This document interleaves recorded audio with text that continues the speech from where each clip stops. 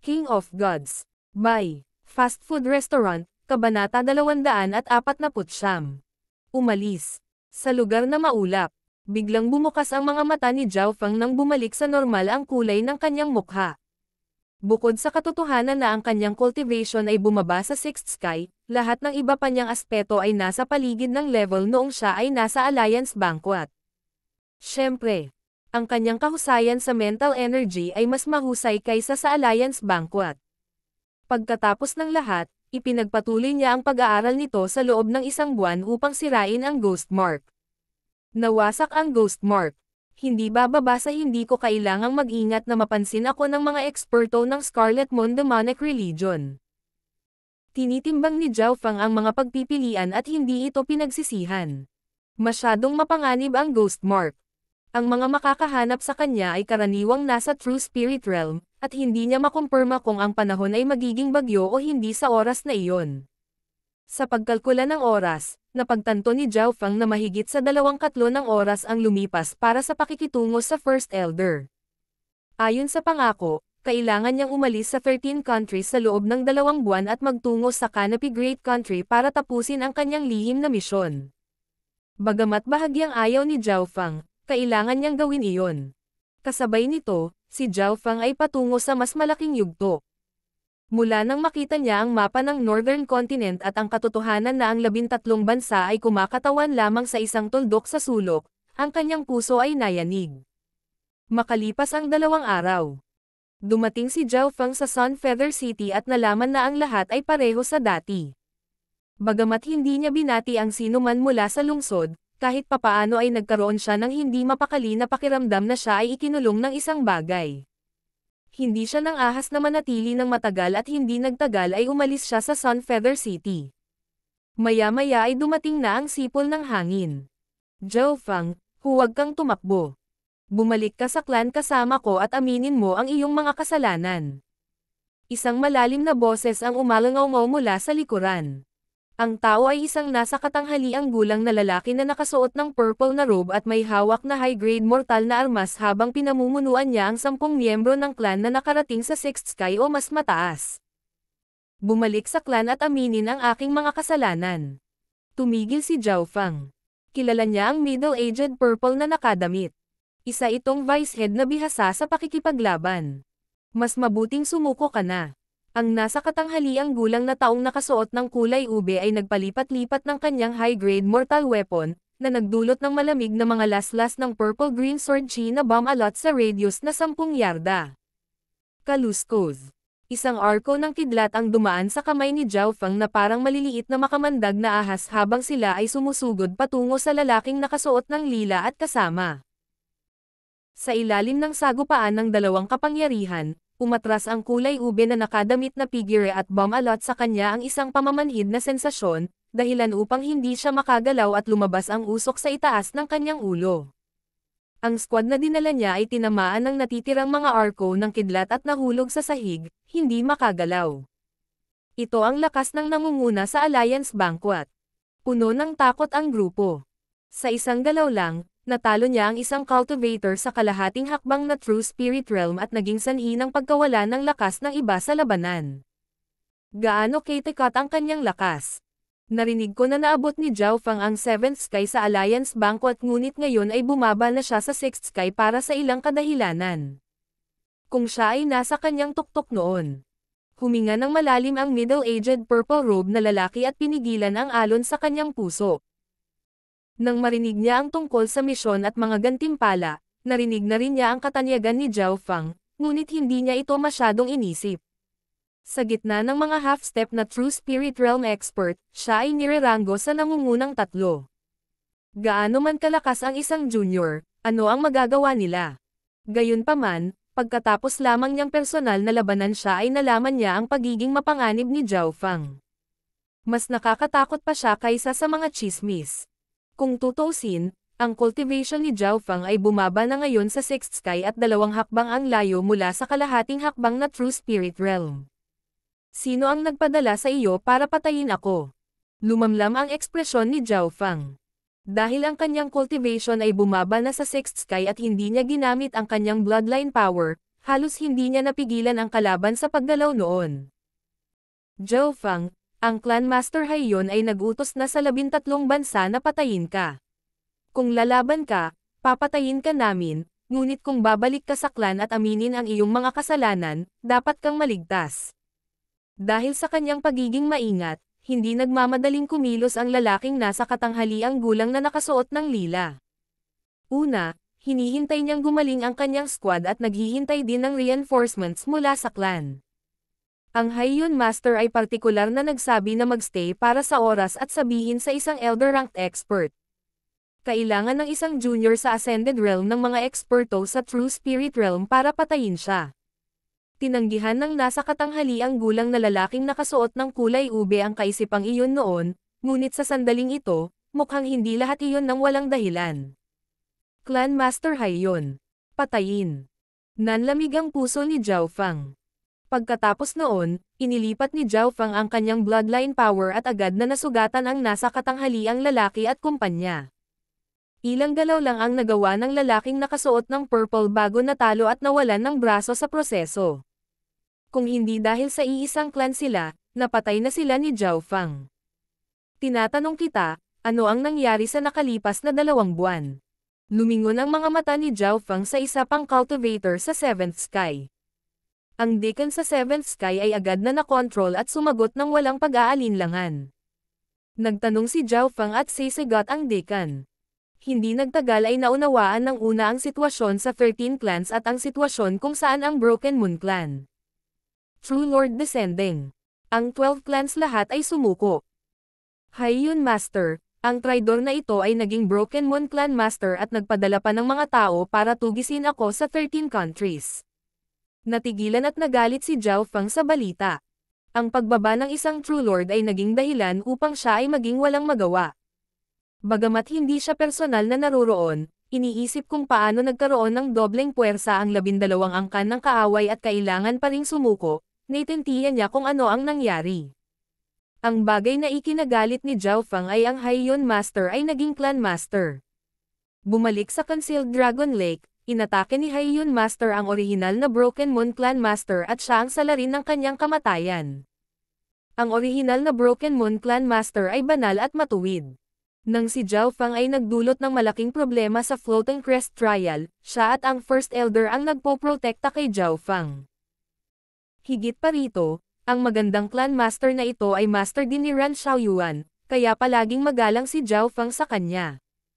Haiyon Master. Ang layunin ng pagpatay ay makikita sa mga mata ni Zhao Feng. Ito ang unang pagkakataon na gusto niyang pumatay ng isang tao ng labis. Noon, para lang tulungan si Lord Guanzhen kaya ang gusto lang gawin ni Zhao Feng ay talunin si Haiyon Master at hiyain siya. Hindi niya akalain na napakatuso ni Haiyon Master. Matagal na niyang pinagtaksilan ang Broken Moon Clan, pinatay ang Broken Moon Clan Master, at ngayon ay nagpapadala ng mga tao sa para patayin siya. Mapalad na si First Elder at Granny Liuyo ay nasa Broken Moon Clan pa rin. Sa 2 taong ito dito, ligtas ang mga taong nauugnay kay Zhao Feng. Hahayaan ko kayong mabuhay. Sa susunod, papatayin na kita. Ang figure ni Zhao Feng ay kumislap at agad na nawala. Hindi siya nang ahas na lumiit ng matagal dahil sa posibilidad na may dumating sa True Spirit Realm at sa kanyang 6th Sky Cultivation, wala nang paraan para makatakas. Isang oras pagkatapos ng pag-alis ni Zhao Feng, dumating ang Regulations Elder.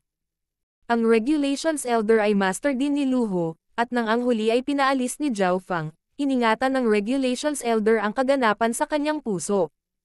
Higit pa rito, sinampal ni Zhao Feng ang Regulations Elder sa mukha pagkatapos ng trial. Matapos maging Clan Master ang Haiyon Master, ang Regulations Elder ang naging pinakadakilang tagapagtanggol. Pagdating niya, nag-scout siya sa lugar, ngunit may nakita siyang bakas ni Zhao Feng. Si Zhao Feng ay may Yin Shadow Cloak na maaaring magtago ng mga aura at pagkatapos na habulin, pumasok siya sa Sky Cloud Forest. Kung mapipilitin ako sa isang sulok, magtatago na lang ako sa Forbidden Ground of 100 Graves. Kahit na ang mga nasa True Lord Realm ay hindi madaling makapasok dito. Pakiramdam ni Zhao Feng ay parang isda sa tubig nang pumasok siya sa Sky Cloud Forest. Parehong siya at ang maliit na paws ang magnanakaw ay may kakayahang maging invisible, ibig sabihin, teknikal silang ligtas sa ikalawang pagpasok nila sa Sky Cloud Forest.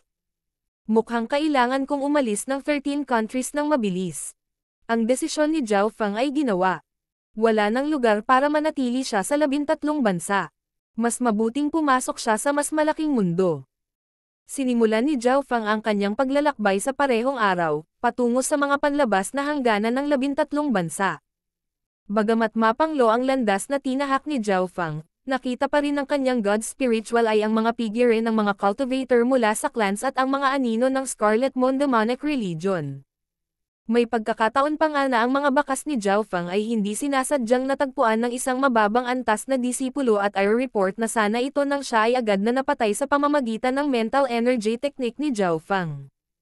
Ang isang mata, asul na buhok na hitsura ni Zhao Feng ay napakahusay, at pagkatapos na maging nangunguna sa Alliance Banquet, mahirap na hindi siya makilala. Sa makatuwid, gumamit si Zhao Feng ng itim na belo na maaaring tumakip sa kanyang ulo at mukha. Upang mapabilis ang kanyang bilis, kinokontrol ni Zhao Feng ang isang Asher Sharp Swallow sa 7th Sky gamit ang kanyang mental energy. Ang sukat ng katawan ng Asher Sharp Swallow ay hindi malaki para sa isang lumilipad na hayop. Ang lapad ng pakpak nito ay 2 hanggang 3 yarda lamang ang lapad, ngunit kung minamaliit ito ng isa, magbabayad sila ng mabigat na presyo. Ang mga pakpak ng Asher Sharp Swallow ay kasing manipis ng talam, at sa mga tuntunin ng bilis at opensa, ito ay nasa tuktok sa gitna ng 7th Sky. Ang kahinaan nito ay ang pagtatanggol nito. Ang depensa nito ay hindi kapantay ng mga hayop ng parehong paglilinang. Kapag may nakatagpo ng Asher Sharp Swallow, magiging maingat sila o atreus kahit na nasa kalahating hakbang na True Spirit Realm. Ngunit sa mental energy ni Zhao Feng, madali niyang nakontrol ang Asher Sharp Swallow dahil sa katotohanan na hindi ganoon kalakas ang mental energy ng Asher Sharp Swallow. Q. Ang Asher Sharp Swallow ay parang pilak na talam na kumikislap sa kalangitan at sa mga ulap. Sa mga tuntunin ng bilis lamang, ang Asher Sharp Swallow na ito ay maihahambing sa isang tao sa true human rank. Labis na nagulat si Zhao Feng. Bagamat ang mga nasa true human rank ay may kakayahang lumipad, ito ay panandalian lamang at malaki ang ginagastos, kaya't hindi sila makakalipad ng mahabang panahon o may kumpara sa isang lumilipad na hayop.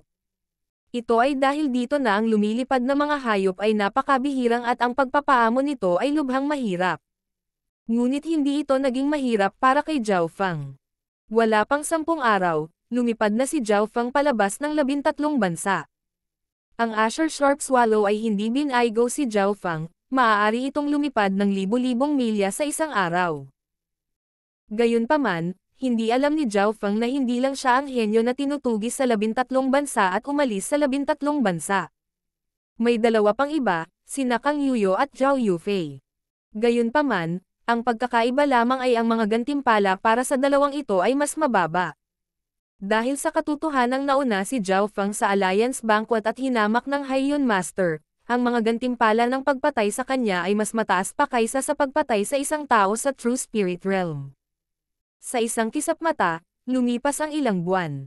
Sina Zhao Feng, Zhao Yufei, at Kang Yuyo ay nawala lahat sa 13 bansa at hindi na bumalik sa loob ng maikling panahon, tulad ng kung paanong si Xin Huang ay misteryosong nawala sa Sun Feather City. King of Gods, Kabanata 250. Great Country, una. Sa pagitan ng bawat bansa ay malawak at tiwangwang na mga lupain. Ang mga tiwangwang na lupaing ito ay hindi pa nagagalaw ng mga tao at naglalaman ng malaking bilang ng mga nakamamatay na hayop at yaubist. Hindi lang iyon. Ang mga tiwangwang na lupain ay puno ng mga mapanganib na kapaligiran at mga natural na sakuna. Ang kawalang ingat ay maaaring magresulta sa kamatayan. Ang sitwasyong ito ay katulad ng ikatlong yugto ng Floating Crest Trial ngunit mas malaki ang mga hangganan at mas mahaba ang landas. Sa makatuwid ito ay lubhang mapanganib na maglakbay sa mga bansa. Kahit na ang mga tao ng clans ay hindi madaling gawin ito. Siyempre, mayroon pa ring hindi mabilang na bilang ng mga tao na tumatakbo mula sa kamatayan at mga cultivators sa True Spirit Realm o mas mataas na gumawa nito. Sa isang tiwangwang disyerto. So, Isang magandang babae ang suot na simple na may hawak na espada ang tumalbog sa di kalayuan. Lumitaw ang mga balang mula sa disyerto sa harapan. Bahagyang sumigaw ang simpleng nakadamit na batang babae at pinakipot ang isang invisible sword intent na kumikislap sa hangin. Ang kumukayig ng mga balang ay agad na naputol. Bagaman medyo delikado, ang landas na ito ang pinakamatuwid at pinakamaganda. Sa pagdaan sa dalawang malalakas na bansa, makakarating ako sa pinakamataas na sword sect ng Northern Continent, ang 10,000 Sword Sect. Pinag-aralan ni Kang Yuyo ang mapa sa kanyang mga kamay. Ang 10,000 Sword Sect ay isang pinakamataas na puwersa ng Northern Continent na ang posisyon ay nasa ibaba lamang ng 10 Great Factions. Bilang nangungunang sword sect sa Northern Continent, ang mga normal na henyo ng sword na walang background ay walang karapatang pumasok, ngunit naniniwala si Kang Yuyo na sa kanyang edad, pangunawa, at binhi ng espada na layunin ay hindi gaanong tao sa buong Northern Continent, talagang nakadaan siya. Bukod dito, mayroon siyang sulat ng rekomendasyon sa kanyang mga kamay. Dahil sa katotohanan na ang Cloud Sword Clan ay kontrolado ng Iron Dragon Country at Scarlet Moon Demonic Religion, si Kang Yuyo ay itinuring bilang isang taksil. Ngunit sa kabutihang palad, naakit ni Zhao Fang ang karamihan ng atensyon, kaya't ligtas na nakaalis si Kang Yuyo sa 13 bansa. Sa mga tiwangwang na lupain, sa pagitan ng mga kanyan. Isang batang babae na naka-purple na may mga mata na kasing linaw ng kristal. Ang kanyang mukha ay parang napakagandang ukit at ang kanyang balat ay puti ng nyebe na may bahagyang pamumula. Ang kanyang hitsura ay maaaring magdulot ng kapahamakan sa mga kalalakihan at bansa. Ang 3 Yuan Sect ay isang side sect ng isa sa 10 Great Factions, ang Heavenly Yuan Sect. Sino ang nakakaalam kung ang paglalakbay na ito ay magiging matagumpay? Ang mga mata ni Zhao Yufei ay puno ng pag-asa at pag-aalala. Ang 3 Yuan Sect ay isang malakas na puwersa na maaaring sugpuin ang mga puwersa ng malakas na bansang Iron Dragon. Ang lalong nagpasikat dito ay isa itong side sect ng Heavenly Yuan Sect. Kung ang isa ay gumanap ng mahusay, may pagkakataon na mapili ng Heavenly Yuan Sect. Ang 10 Great Factions ay kumalat sa buong kontinente at ang Northern Continent ay mayroon lamang isa o dalawa sa pinakamataas. Mula dito ay makikita ng isang tao ang kahalagahan ng Heavenly Yuan Sect. Si Brother Zhao Fang ay tinutugis ng buong 13 bansa at ang pressure na kinakaharap niya ay mas malaki kaysa sa akin. Sana ay matagumpay siyang makatakas at baka, sana, balang araw. Ang mga matingkad na ilaw ay kumislap sa mga mata ni Zhao Yufei. Sa labas ng 13 bansa. Sa loob ng isang komplikadong tanawin sa mga tiwangwang na lupain. Naubos ko na rin sa wakas ang 13 countries. Hayyun Master, babayaran ko ang kahihiyan ngayon ng 2 beses sa hinaharap. Sabi ng isang itim na hooded figure na puno ng hangarin na pagpatay. Sa ilalim ng hood ay isang azure hair na kabataan na may pangit na ekspresyon at puno ng galit. Kinailangan ni Zhao Fang na itago ang kaisipang ito sa kanyang puso habang tumatakbo siya mula sa mga humahabol sa 13 bansa. Ang kalaban ay isang eksperto ng True Spirit Realm na naging Clan Master.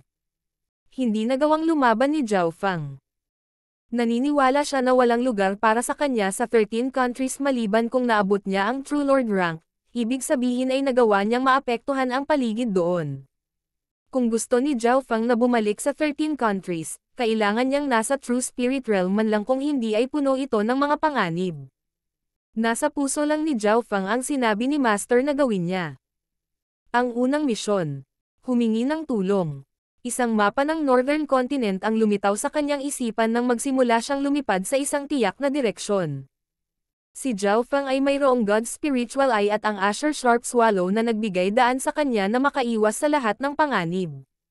Ang hilagang kontinente ay may kasing daming malalakas na bansa gaya ng dami ng ulap sa kalangitan. Ang bansang Iron Dragon ay isa lamang sa mas makapangyarihang puwersa. Kung siya ay nakahanap ng tulong, posibleng ibalik ang sitwasyon ng 13 bansa.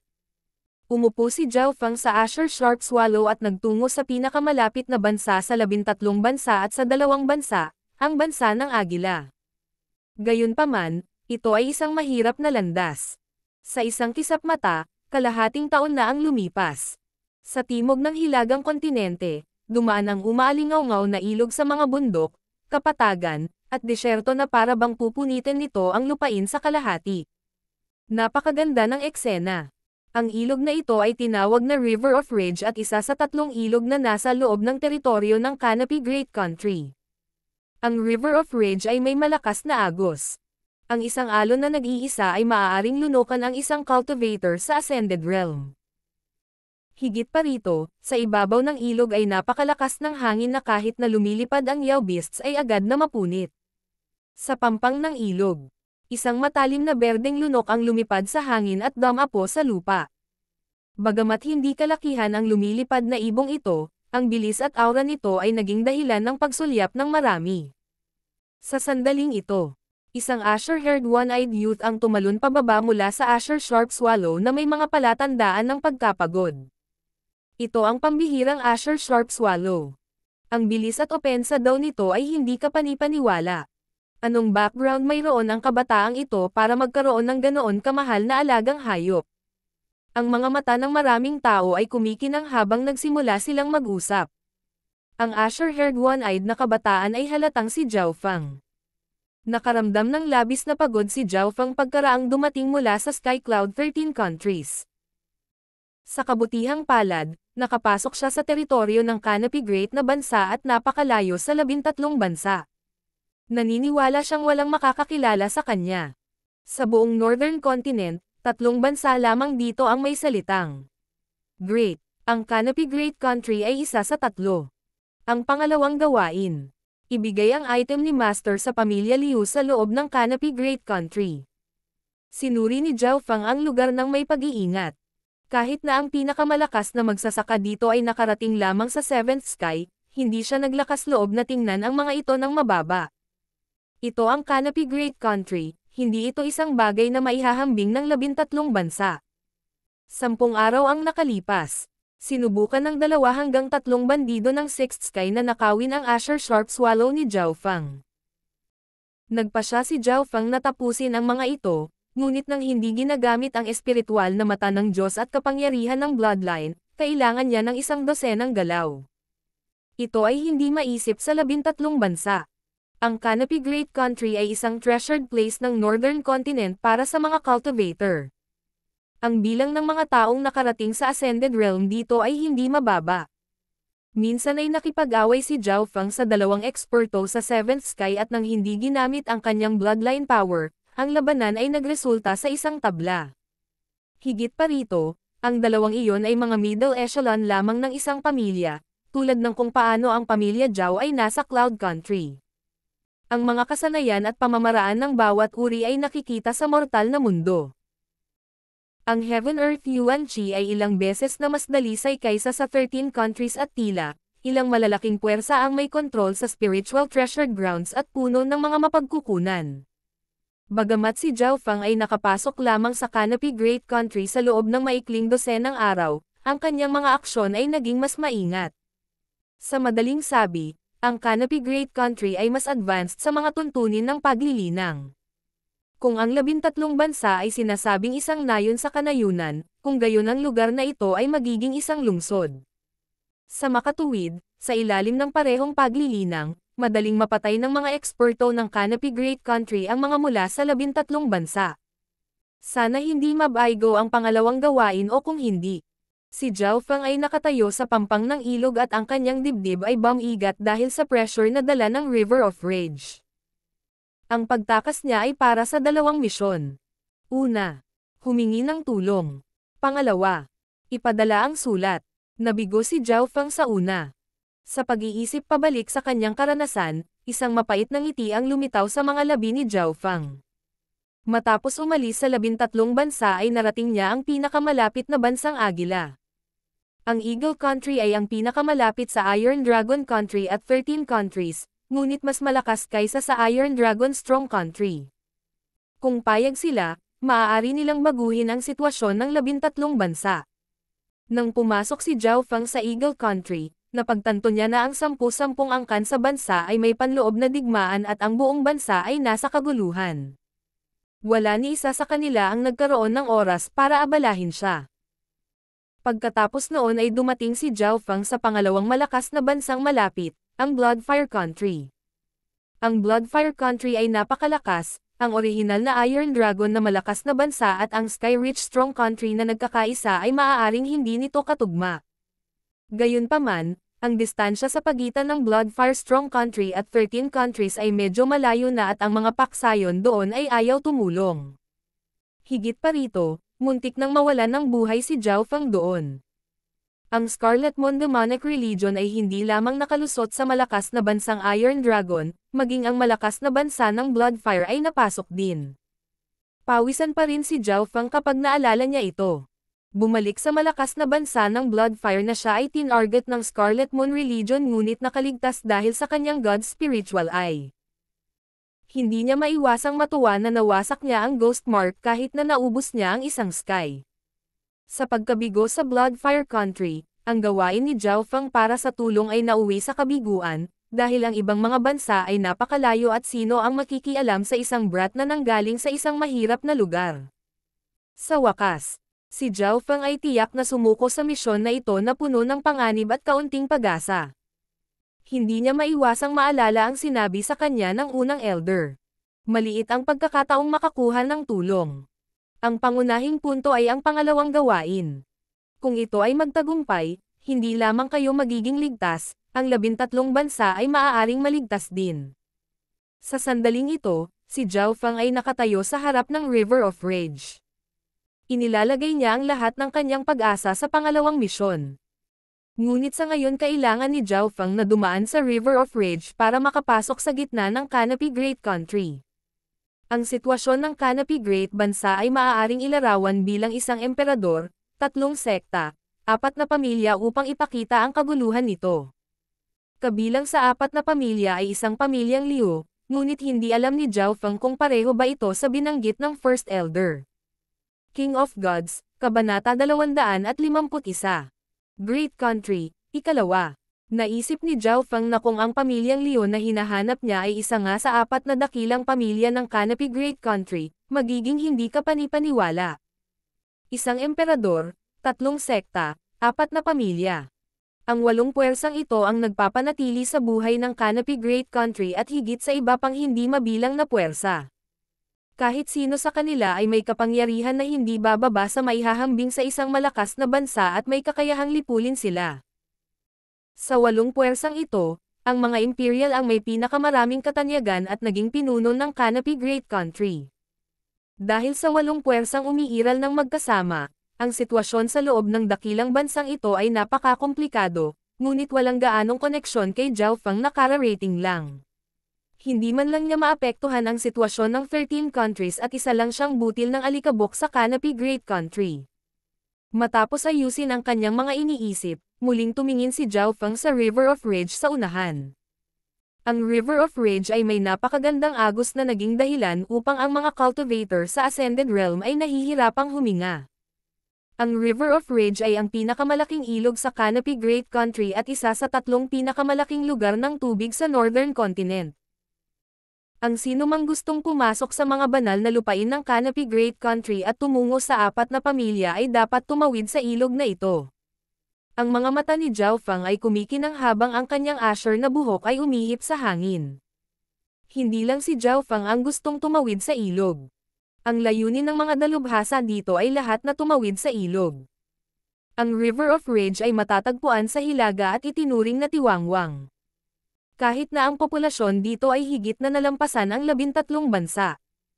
Kailangang tumawid nito kung gusto nilang makapasok sa matataong bakuran ng Canopy Great Country. Q. Ang tunog ng paggalaw sa hangin ay maririnig habang ang aura ng eksperto sa True Spirit Realm ay nagdulot ng pagbabago sa ekspresyon ng mga tao sa tabing ilog.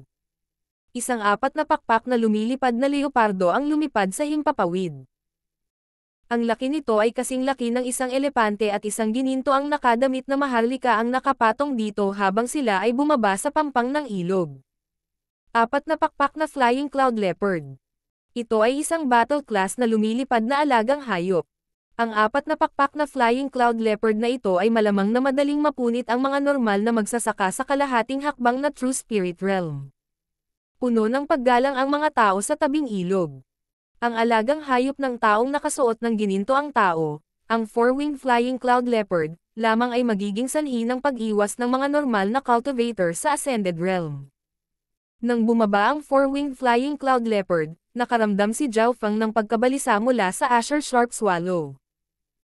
Ang Azure Sharp Swallow ay maaaring hindi mas mabagal kaysa sa four-winged flying snow leopard sa mga tuntunin ng bilis, ngunit ang kanilang lakas sa pakikipaglaban ay hindi maihahambing. Napansin ni Zhao Feng na maraming cultivator ang may lumilipad na hayop sa Canopy Great Country, ngunit ang kanyang Azure Sharp Swallow ay isang bihirang uri na ang bilis ay naiinggit sa iba. Ang mga mata ng Maharlika na may gintong damit ay kalmado habang pinagmamasdan niya ang mga tao sa tabing ilog. Bahagya siyang nagulat nang makita niya ang Azure Sharp Swallow sa tabi ni Zhao Feng, ngunit hindi niya ito isinasa puso. Si Zhao Feng ay nasa 6th sky lamang, ngunit may Azure Sharp Swallow. Kailangang malaman ng isang tao na ang mga magsasaka sa 7th sky at maging ang mga nasa kalahating hakbang na True Spirit Realm ay walang ganoong kagaling na lumilipad na kabayo. Sa paglipas ng panahon, dumarami ang mga tao sa tabing ilog. Ang paglilinang ng mga taong ito ay hindi bababa sa 4th o 5th sky, at ang 6th at 7th sky ay karaniwan.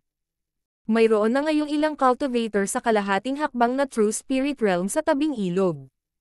Ang husay sa pakikipaglaban ng mga taong ito ay hindi maikukumpara sa mga nasa Sky Cloud Forest area. Nahirapan si Zhao Feng na tapusin ang isang normal na cultivator sa 7th sky sa maikling panahon. Siyempre, napuno ng respeto ang lahat habang nakatingin sa taong nakasuot ng gintong damit. Sa paglilinang ng true rank ng tao, dapat siyang tumawid sa ilog. Baka ayaw lang niyang gumastos ng sobrang lakas. Naisip ni Zhao Feng sa kanyang puso. Ang mga tao sa tabing ilog ay naghihintay na tumawid sa ilog. Gayunpaman, ang mga presyo ng mga barkong ito ay napakalaki at ang mga materyales ay maihahambing sa mortal na mga sandata. Kailangan din nila ng mga array masters para mapahusay sila para makatayo laban sa mga alon. Ang mga normal na barko ay halatang hindi nakatawid sa ilog ng Rage. Tanging ang mga ginawa gamit ang espesyal na materyal at pinahusay na may mga arrays ang nakayanan ang magulong alon. Malapit na ang tumatawid na skyship. May hamak na sumigaw sa tabing ilog at lahat ay nakatingin sa ilog. Si Zhao Feng ang may pinakamalakas na paningin at hindi nagtagal ay nakita niya ang isang madilim na pilak na 10-10 yarda ang haba na barko na lumitaw. Ang ibabaw ng barko ay inukita ng mga komplikadong hanay na nagbigay ng kulay dilaw na lupa. Tinansya ni Zhao Feng na ang kanyang buong lakas na pag-atake ay hindi man lang makakasama sa barkong ito. Dahil lamang sa mga hanay na ito kaya ang barko ay nakatayo ng mataas at hindi nadudurog ng napakalaking alon. Mayroong ilang mga pantalan malapit sa River of Rage, at malapit sa bawat pantalan, magkakaroon ng mga barko na katulad ng crossing skyship na nagpadala ng mga customer na pabalik-balik. Sa sandaling ito, iilan lamang ang mga tao na bumaba sa crossing skyship. Kadalasan ay naisip lamang ng mga tao na pumasok sa Canopy Great Country at hindi marami ang aalis pagkatapos nilang makapasok. Sa crossing skyship ay may 4 na mandaragat na may matipunong figure. Ang kanilang mga kalamnan ay parang tansong metal at nagbigay ng hindi nakikitang presyon. Ang 4 na mandaragat na ito ay pawang bihasa sa pagpapalakas ng katawan at umabot sa 7th sky. Maaari nilang gamitin ang kanilang katawan ng mag-isa upang labanan ang mga cultivator sa parehong ranggo. Labis na nagulat si Zhao Feng. Kung ang mga ekspertong ito ay bata pa, nagkaroon sila ng pagkakataong lumaban para sa isang lugar ng isang bituin sa Alliance Banquet. May kabuuang 49 na lugar. Ang bawat tao ay nagbabayad ng 300 mababang grado na primal na kristal na mga bato. Ang marino sa harap ay nagpahayag. So, sa ikalawang paglabas ng mga salita sa kanyang bibig, lumipad ang taong nakasuot ng gininto ang langit papunta sa crossing skyship. Ang kanyang True Spirit Realm aura ay naging dahilan upang bahagyang magbago ang ekspresyon ng 4 na marino, ngunit kinuha pa rin ang mga primal crystal na bato. 300 mababang grade primal crystal stones. Hindi maliit na halaga iyon. Bahagyang nagulat si Zhao Feng. 300 mababang grade primal crystal stones ay 30,000 substandard primal crystal stones. Sa mundo ng mga cultivator, ang mga substandard na primal na kristal na mga bato ay ang pinakamababang pera at higit sa lahat ay ginagamit sa ilalim ng mga echelon. Ang Canopy Great Country ay may maraming mapagkukunan at ang bilang ng mga primal crystal stone na nakuha ay napakataas, kaya ang presyo ng lahat ay mas mataas din. Hindi nagtagal ay naunawaan ni Zhao Feng. Nanalo siya ng 10,000 mababang grade primal crystal stones mula sa Alliance Banquet at ito ay maihahambing sa 1,000,000 substandard na primal crystal na mga bato. Ang kabuuan na ito ay nagpapula sa mga mata ng iba sa 13 clans, ngunit sa lugar na ito, ang 10,000 mababang grade primal crystal na mga bato ay hindi maituturing na marami. Ang mga normal na cultivator sa kalahating hakbang na True Spirit Realm ay mas mayaman pa kay Zhao Feng. So, ang grupo ay pawang pumunta patungo sa Crossing Skyship. Ang Crossing Skyship ay nakadaong sa pampang ng ilog ngunit mayroon pa ring malakas na hangin dito na nagawang itulak ang mga magsasaka sa Ascended Realm palayo. Sa makatuwid ang tanging pasukan ay ang tarangkahan ng barko. 41, 42, 7 lugar ang natitira. Sabi ng punong marino. Aalis ang barko kapag napuno na ang 49 na espasyo. Naiinip na ang natitirang grupo. Kailangang malaman ng isa na bawat isang crossing skyship ay dumarating tuwing 10 araw at kailangan nilang ayusin ang mga protective arrays sa barko. Higit pa rito, ang isang crossing skyship ay ang tanging nasa paligid sa loob ng 10,000 milya. Mabilis. Ito ang unang pagkakataong dumating si Zhao Feng dito kaya hindi niya alam ang sitwasyon, at sa makatuwid ay nasa likod. Q. Ang figure ni Zhao Feng ay kumikislap na may mga arko ng kidlat ngunit ang kanyang paggalaw ay huli pa rin ng ilang hakbang kumpara sa mga inihanda. Nang dumating si Zhao Feng, may 4 na tao na nakikipaglaban para sa natitirang 2 lugar. Skyfrost Dominance Feast. Ang isa sa kanila ay isang batang may pilak na buhok na nagpadala ng alon ng yelo sa isang 10 yarda na radius. Pinilit ng kabataang iyon ang isang cultivator sa 7th sky at 2 sa 6th sky pabalik. Ang kapangyarihan dito ay malapit kay Kang Yuyo sa Alliance Banquet. Labis na nagulat si Zhao Feng. Ang mga mapagkukunan ng Canopy Great Country ay napakayaman at ang mga henyo ay parang mga isda sa isang ilog. Hindi magiging katapat niya si Zhao Feng kung hindi ginagamit ang kanyang bloodline power. Kung naabot niya ulit ang 7th sky ay magagawa niya. Matapos mapunta sa barko ang pilak na buhok na kabataan, naiwan si Zhao Feng at 3 iba pa. Sugod. Kumalas ang Yin Shadow Cloak ni Zhao Feng habang dumilim ang kanyang katawan at lumakas ang tunog ng kidlat. Sa sandaling iyon, nalampasan ng kanyang bilis ang natitirang tao sa 7th sky at ang 2 sa 6th sky. Huwag mo nang isipin iyon. Ang 3 taong ito ay hindi simple. Ang kanilang lakas ay katulad ng kay Ao Yutian at Xu Zishan. Lightning Barrier. Hindi umiwas ni Zhao Feng at isang sapot ng gagamba na gawa sa kidlat ang naging hadlang sa paligid niya. Boom! Ang mga pag-atake ng 3 ay dumaong kay Zhao Feng at ang mga arko ng kidlat ay lumipad kung saan-saan. Ang 7th Sky Expert ay humagulgol habang ang kanyang katawan ay namamanhid sa kalahating hininga. Ang 2 pa ay napaatras ng ilang yarda at ilang bakas ng paso ang naiwan sa kanilang katawan. Q. Bago pa sila makapag-react ay naging blur si Zhao Feng at nagtagumpay na makuha ang huling pwesto. Matapos gawin ito, tumaas ang bilis ng paghinga ni Zhao Feng habang naging solemn na ang kanyang ekspresyon. Mula nang makapasok sa Canopy Great Country, ang pinakamalakas na pakiramdam na naramdaman niya ay ang kompetisyon. Lubhang matindi ang kompetisyon. Para lamang sa isang barkong tumatawid sa ilog ay kailangan ng labanan. 800 mababang grade primal crystal na mga bato. Walang ekspresyong sabi ng marino. Bakit 800? Bahagyang nagbago ang ekspresyon ni Zhao Feng. Malinaw niyang naalala na ang lahat ay dapat magbayad lamang ng 300 at ito ay napakamahal na. Ang iyong lumilipad na alagang hayop ay nagkakahalaga ng dagdag na 500. Naiinip na sagot ng marino. Tahimik na iniabot ni Zhao Feng ang 800 primal crystal na bato. Ang halaga ng Asher Sharp Swallow ay higit pa rito. Gayunpaman, ang 4-wing flying cloud leopard ng golden robe na tao ay walang gastos sa kanya. Tila naramdaman ang mga mata ni Zhao Feng, ang taong nakasuot ng gininto ang tao ay bahagyang ngumiti. Hindi ka ba taga Canopy Great Country? Tumanggaw si Zhao Feng. Nang marinig ito ng iba sa barko ay tumingin sa kanya na may paghamak, na para silang nakatingin sa isang pulubi. Gayunpaman, ang taong nakasuot ng gininto ang damit ay hindi nagpakita ng anumang palatandaan ng pagmamaliit at matiag ang nagpaliwanag. Mayroon akong spiritual pet bag, na partikular na ginagamit upang magdala ng mga lumilipad na hayop. Senior, pwede ko bang tanungin kung magkano ang spiritual pet bag na ito? Dama po ang mga mata ni Zhao Feng sa isang itim na sako sa baywang ng tao.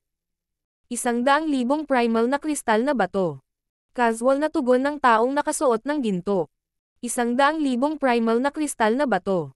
Huminga ng malamig si Zhao Feng. Ang spiritual pet bag na ito lamang ay nagkakahalaga ng higit sa 10 beses sa halagang pag-aari niya. Kaya naman, isa pang ideya ng Canopy Great Country ang lumitaw sa isip ni Zhao Feng bukod sa kompetisyon dito. Ito ay ang pera. King of Gods, Kabanata 252. Ang presyo ng Little Thieving Cat. Meow meow. Siguro dahil naamoy ng maliit na paws ang magnanakaw ang amoy ng pera, lumitaw ang pusa mula sa interspatial na pulse areas at tumingin sa paligid na may umiikot na eyeballs. Ang cute ng pusa. Oh. Ang maliit na paws ang ito ay mukhang napakatalino. Meow meow. Inilabas ng maliit na paws ang magnanakaw ang kanyang mga paa at ibinuga ang kanyang dibdib, dahilan upang matawa ang mga batang babae. Tumibok ang puso ni Zhao Feng habang sumusumpa siya sa kanyang puso. Bakit ito lumabas? Maaaring kailanganin pa niyang magbayad ng higit pang mga pangunahing kristal na bato. Sa kabutihang palad. Ang maliit na paws ang magnanakaw ay kasing laki lamang ng palad at itinuturing na isang maliit na alagang hayop, kaya walang dagdag na bayad. Ininspeksyon ng taong nakasuot ng gininto ang damit si Zhao Feng at ang maliit na paws ang magnanakaw, ngunit walang sinabi. Sure. Matapos makuha ang 49 na lugar, hinailan ng 4 na mandaragat ang mga layag at nagsimulang maglayag sa barko patungo sa tapat ng bangko. Ang mga alon at hangin ng River of Rage ay lubhang mapanganib. Maging ang mga nasa 7th sky ay hindi na magtatagal bago hilahin pababa sa kailaliman ng ilog. Sa ilalim ng mga kondisyong ito, ang bilis ng crossing sky ship ay napakabagal. Ang River of Rage ay humigit kumulang 100 milya ang haba ay itinuturing na isang manipis na lugar. Sa ating kasalukuyang bilis, kailangan ng hindi bababa sa 4 hanggang 5 araw upang makarating sa kabilang panig. Kinakalkala ni Zhao Feng. 4 hanggang 5 araw ay hindi mahaba kung ang isa ay naglilinang, ngunit ang problema ay ang barko ay walang humpay na nanginginig dahil sa mga alon. Pagkatapos ng lahat, ang barko ay kailangang harapin ang mga alon na may lakas na 1,000,000 kilo. Hindi lang iyon. Kapag ang alon ay nasa pinakamalakas na, ang crossing sky ship ay manginginig at may panganib na tumaob. Sa ilalim ng mga sitwasyong ito kahit isang maliit na pag-idlip ay mapanganib. Dahil sa ang katunayan na ang barko ay walang humpay na nanginginig, karamihan sa mga tao ay gumagamit ng true force upang patatagin ang kanilang mga sarili. Ang pinakasual na tao ay ang taong may gintong damit. Para siyang pako sa barko. Kahit gaano pa kalakas ang ihip ng hangin o ang ulan, hindi siya kumikibo. Bukod sa kanya ay ang mga nasa kalahating hakbang na True Spirit Realm. Mukhang madali din nila ito. Ang mga cultivator na ito sa kalahating hakbang na True Spirit Realm ay lahat ay napakalakas at nilinang ang chi ng kalahating hakbang na True Spirit. Mas malakas sila kaysa sa mga nasa 13 bansa. Sa kabutihang palad ang crossing sky ship ay hindi umuuga sa buong oras. May mga sandali na ang tubig ay magiging kakaibang kalmado. Kapag ang crossing sky ship ay kalmado, ang mga eksperto sa barko ay nakikipag-ugnayan sa isa't isa at kung minsan ay nagpapalitan ng mga bagay. Little brother, handa ka bang ipagpalit ang iyong Asher Sharp Swallow? Ang isang ito ay handang magbayad ng 2,000 mababang grade na primal crystal na mga bato. Isang nasa katanghaliang gulang na tao na nakasuot ng kulay abo ay lumapit kay Zhao Feng at nagtanong. 2,000 primal na kristal na bato. Bahagyang nagbago ang ekspresyon ni Zhao Feng. Hindi ito maliit na halaga sa 13 clans ngunit umiling pa rin siya. Salamat na lang. Sa kasalukuyan, kailangan pa rin ni Zhao Feng ang Asher Sharp Swallow. At saka, hindi niya akalain na ganito lang kahalaga ang Asher Sharp Swallow. Sa barkong ito, bukod sa taong may gintong damit, walang ibang lumilipad na hayop na mas mahusay kaysa sa Asher Sharp Swallow ni Zhao Feng. Ang ilan ay walang lumilipad na hayop. Paano ang 3,000 mababang grado na primal na kristal na bato? Iyan ay nagkakahalaga ng napakalaking halaga ng 300,000 substandard na primal crystal na mga bato. Ang nasa katanghaliang gulang ay nagngangalit ng kanilang mga ngipin at nagtanong sa mababang tono. Umiling pa rin si Zhao Fang. 3,500. 4,000. 5,000, limitasyon ko na iyon. Umiling si Zhao Fang anuman ang iniaalok ng tao. Ang ilang tao sa malapit ay nagpahayag ng mapaglarong at mapanghamak na mga ekspresyon. Masasabi nilang sinusubukan nitong linlanggan ng nasa katanghaliang gulang na nakadamit na kulay abo ang kawawang kabataang ito, ngunit sa hindi inaasahan, tila hindi nabigla ang kabataan sa napakalaking halaga. Ang lugar sa labas ng Canopy Great Country ay kulang sa yuan chi at ang produksyon ng mga primal crystal na bato ay mababa. Ang mga tao sa labas ng Canopy Great Country ay madaling nabigla sa dami ng libo-libo o 10,000 primal crystal na mga bato, ngunit ang mga kabataang nauna sa kanila ay tila hindi nabigla. Hindi pa rin natinag si Zhao Fang kahit na itinaas ng taong nakasuot ng kulay abo ang presyo sa 8,000. Ganoon kahalaga ang aking Asher Sharp Swallow. Bahagyang nagulat si Zhao Fang. Ang yuan chi sa Canopy Great Country ay masiksik at ang produksyon ng mga primal crystal na bato ay mas mataas, kaya tumaas ang presyo. Bihira ang mga item noong limitado lang ang bilang. Ang Canopy Great Country ay pinamunuan ng martial arts at ang mga hayop sa malapit ay napatay sa napakaraming dami. Ang ilang mahalagang espiritual na alagang hayop ay bihira dito kaysa sa 13 bansa.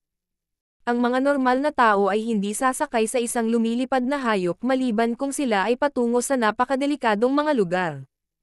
Ang mas mababang dami ng mga item ay nagresulta sa mas mataas na presyo.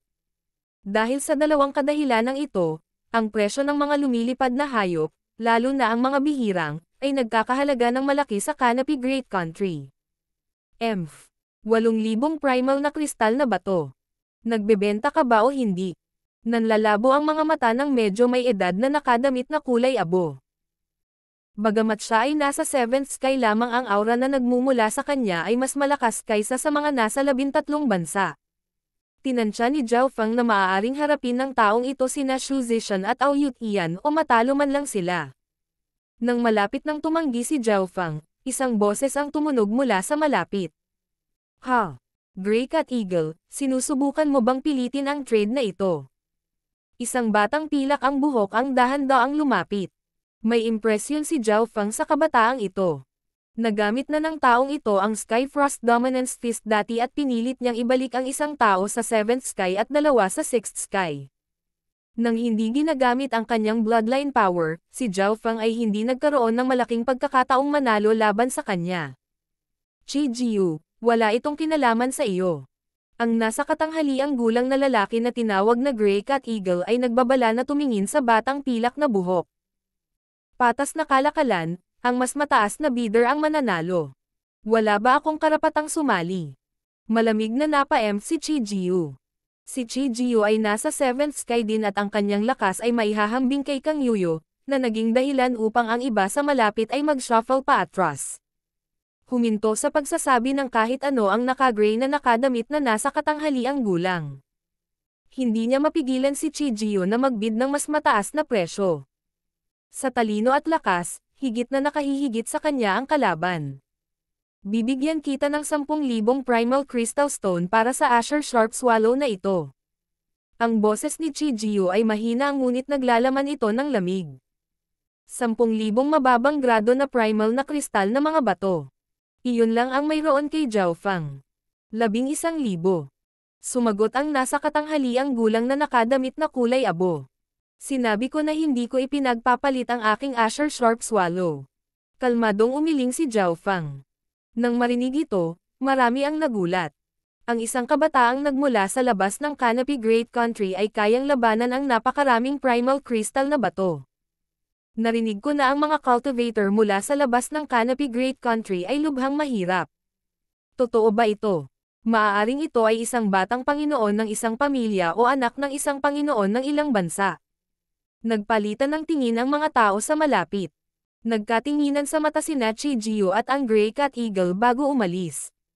Walang nang-ahas na gumawa ng anuman sa barko. Kahit na may mga problema, ito ay malulutas kapag sila ay nakarating sa dalampasigan. Ang ekspresyon ni Zhao Feng ay katulad ng dati at ang maliit na pas ang magnanakaw sa kanyang balikat ay humikab. Gayunpaman, pagkaalis pa lang ng dalawa ay may dumating na ibang grupo ng mga tao. Napaka-cute nitong pusa. Maaari mo bang ibenta sa akin? Nagtanong ang isang batang babae na nakasuot ng asol sa edad na 14 hanggang 15. Para siyang maselang ukit. Ang edad ng batang babae ay mas bata kay Zhao Feng. Ngunit ang kanyang cultivation ay umabot na sa pinakamataas ng sixth sky. Isang malamig na kabataang nakaitim ang sumama sa kanya. Ang kanyang edad ay tila nasa paligid ni Zhao Feng. Magkabalikat na naglakad ang babae at lalaki. Kahit na ang kanilang mga edad ay bata pa, ang kanilang paglilinang ay hindi dapat maliitin. Sa likod ng dalawa ay isang simpleng nakadamit na elder sa kalahating hakbang na true spirit realm na umiiling sa sandaling ito. Hindi binibenta. Malamig ang boses ni Zhao Feng. Bakit lahat ng mga katutubo na ito ng Canopy Great Country ay sinubukang makipagpalitan sa kanya? Dahil ba madali silang dein? Brat na nayasol na buhok. Kami ay mula sa Liu family sa Overlookang Mist Province. Sabihin ang presyo at ibenta ang pasang ito sa amin. Malamig na sabi ng youth in black na parang alam niyang papayag si Zhao Feng. Overlookang Mist Province Liu family. Maaaring ang pamilyang Liu na ito ay kaanib sa isa sa apat na mahusay na pamilya sa Canopy Great Country. Bahagyang nagulat ang mga taong nakasakay. Pamilyang Liu. Ang tatlong ito ay nagmula sa pamilyang Liu. Sila ba ang pamilyang target ko? Napaisip si Zhao Feng sa kanyang puso at nagtanong. Kahit anong presyo. Tama iyan. Ang kabataang nakaitim ay tila lubos na kumpiyansa. Tinitigan ng babaeng nakaasol ang maliit na pas ang magnanakaw na nakaasol at ikinuyom ang kanyang mga kamao. Ang pasang ito ang pinakamatalinong alagang hayop na nakita ko. Siguradong bibili ako ngayon. Paano kung bibigyan kita ng 50% diskwento? Mabagal na sabi ni Zhao Feng. Meow meow. Ang maliit na pas ang magnanakaw ay nagwagayway ng kanyang mga paa, na sumisimbolo sa kanyang kawalang kasiyahan. Ang katalinuhan ay lalo itong nagustuhan ng dalaga. Isaad ang iyong presyo. Masungit na sabi ng kabataang nakaitim. Narinig siguro ng Asher-haired brat ang pangalan ng pamilyang Liu, kaya ang 50% diskwento. 1 bilyong primal na kristal na bato. Dahan-daang nagbigay ng presyo si Zhao Feng.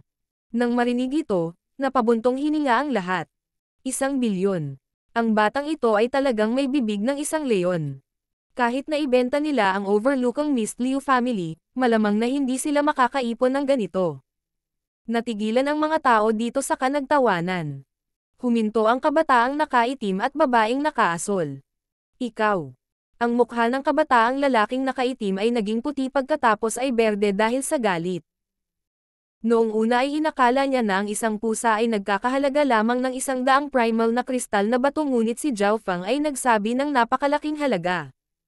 Bago pa makapag-react ang kabataan, tumawa si Zhao Feng habang nagpatuloy. Ang ibig kong sabihin ay mga pinakamataas na grado na primal crystal stones. Pinakamataas na grado na primal crystal stones. Nakanganga ang bibig ng lahat. Ang taong nakasuot ng gininto ang tao sa True Spirit Realm ay tumawa at umiling. Ang pinakamataas na gradong primal crystal stones ay matagal nang nawawala. Kahit na ang mataas na grade primal crystal na mga bato ay mahirap hanapin. Ngayon, ang middle grade primal crystal stones ay itinuturing na bihira. Bilang isang tao sa True Spirit Realm, halatang may karapatan siyang magsabi. Malinaw na ayaw ibenta ni Zhao Feng ang pusa, kaya ang presyo. Brat na may asol na buhok. Gaano kalakas ang loob mo na paglaruan kami? Tingnan natin. Nanginginig sa galit ang kabataang nakaitim at tumalikod at umalis. Hindi niya akalain na hindi siya bibigyan ng mukha ng isang kabataang taga-ibang bayan. Meow meow. Ang maliit na pas ang magnanakaw ay puno ng kagalakan at pagiging mahiyain at ang gulo ng mukha ni Zhao Feng habang nakatingin sa kabataang nakaitim na may paghamak. Gusto ko talaga ang pasang ito. Kinagat ng babaeng nakaasol ang kanyang mga labi at tumingin sa matandang nakadamit na malinaw ang damit, naghahanap ng tulong.